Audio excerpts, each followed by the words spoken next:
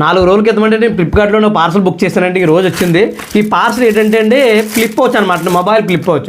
చాలామంది అండి మొబైల్కి ఫ్లిప్ పౌచ్ వాడుతుంటారు, అంటే హాఫ్ పౌచ్ వాడుతుంటారండి. అది వాడడం వల్ల ఏమవుతుందంటే దానికి బ్యాక్ సైడ్ కవర్ చేస్తుంది తప్ప ఫ్రంట్ సైడ్ ఏం కవర్ చేయదండి. దాని గురించి మొబైల్ పడిపోయింది అనుకోండి, ఇక గొరిల్లా గ్లాస్ గీతలు అడిపోవడం కానీ లేదా డిస్ప్లే గీతలు అడిపోవడం కానీ ఇలా జరుగుతుంటుంది అనమాట అండి. పైగా నేను ఇది ఇంటికాడ మొబైల్ బుక్ చేశాను అనమాట. ఎందుకంటే ఇంటికాడ ఆడవాళ్ళు హస్తమల్ల నేను నూనె చేతులతో కానీ అలాగే బట్టలు తడి చేతులతో కానీ పట్టుకుంటుంటారు. అలాగే ఆడపిల్లలు చిన్నపిల్లలు ఉంటారు కదా, వాళ్ళు ఏం చేస్తారు అత్తమాల ఆడుతుంటారు. దానివల్ల ఏమవుతుందంటే ఇది పెంట బ్యాక్ కవర్ చేసింది అనుకోండి ఓకే, లేదంటే ఓకే బ్యాక్ సైడ్ కవర్ చేసింది అనుకో మొబైల్ కింద పడినప్పుడు ఏమవుద్ది మొత్తం పగిలిపోతుంటుంది అనమాట. అందుకని ఇంక తీసుకున్నాను అనమాట. ఇంటికి ఇది కొత్తది అనమాట ఇంటికాడ మొబైల్కి.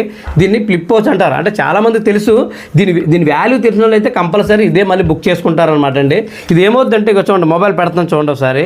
ఇది మొబైల్ ఇందులో పెట్టడం వల్ల ఏమవుద్దంటే మొత్తం కవర్ చేద్ది అనమాట. చూడండి ఇంకా మొత్తం కవర్ చేద్ది. ఇక ఎలా ఎప్పుడైతే కవర్ చేసిందో ఒకవేళ ఆటోమేటిక్గా పడినా మనకి ఏముందో డిస్ప్లే కంటే డ్యామేజ్ అవుతుంది అనమాట. మామూలు పౌచ్ అనుకోండి బ్యాక్ సైడే కవర్ చేద్ది, ఫ్రంట్ సైడ్ కవర్ చేయు. ఇది ఏంటంటే ఫ్రంట్ బ్యాక్ కూడా కవర్ చేద్దాం అనమాట. దీనివల్ల ఏంటంటే ఈ మొబైల్ చాలాసార్లు మా పిల్ల చేతిలో కింద పడిపోయిన సరే ఎప్పుడు కూడా గొరిల్లా గ్లాస్ కానీ మొబైల్ కానీ డ్యామేజ్ అవ్వలేదు అనమాట.